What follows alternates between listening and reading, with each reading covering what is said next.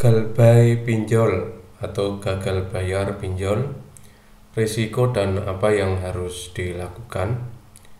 Bagi teman-teman yang telah mengalami masalah gagal bayar atau kredit macet pinjaman online, berikut adalah risiko yang kedepannya akan bisa didapatkan ya.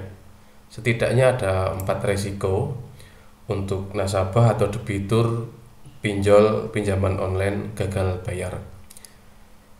Ini menjadi tren ya saat ini, entah itu karena ekonomi yang lagi sulit atau kondisi keuangan lainnya. Namun data menunjukkan banyak sekali orang-orang yang gagal bayar pinjaman online.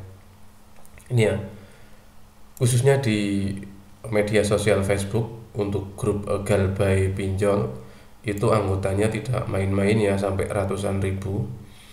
Ini ada yang 109.000 untuk Galbay pinjol, baik itu legal dan ilegal, dan selanjutnya ada 80.000.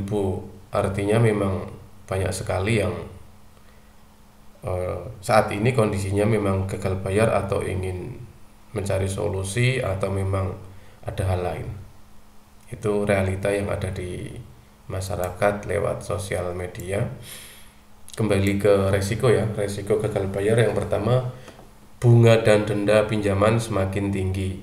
Itu sudah pasti ya, semakin lama tunggakan cicilan maka bunga dan dendanya semakin tinggi. Terus penagihan agresif, jadi nanti bisa diteror ya, di telepon, di chat, di SMS dan macam-macam. Itu setiap hari bisa ditelepon banyak kali, otomatis rata-rata diblokir ya. Kalau sudah diblokir nanti semakin nggak jelas nanti galbaynya seperti apa. Dan rata-rata kalau pinjaman online sekarang ada DC ya, debt collector, yang nanti akan datang ke rumah alamat debitur atau nasabah. Jadi ya seperti itulah, didatangi oleh DC karena gagal bayar. Selanjutnya ada ini ya, sebar data pribadi. Kalau memang debt collector belum datang, biasanya akan ada sedikit intimidasi ya untuk menyebar kayak foto, chat, dan dipublikasikan di berbagai teman-teman. Ya intinya sebar data pribadi lah gitu, yang tidak layak disebar. Selanjutnya ada ini ya, yang terakhir adalah skor kredit selik OJK buruk atau call 4.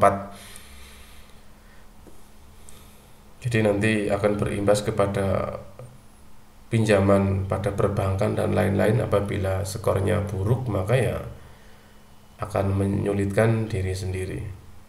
Itu untuk selik OJK atau skor kredit BI checking. Terus kira-kira solusi apa yang harus dilakukan jika gagal bayar pinjol namun ingin menyelesaikannya? Solusinya apa dan seperti apa?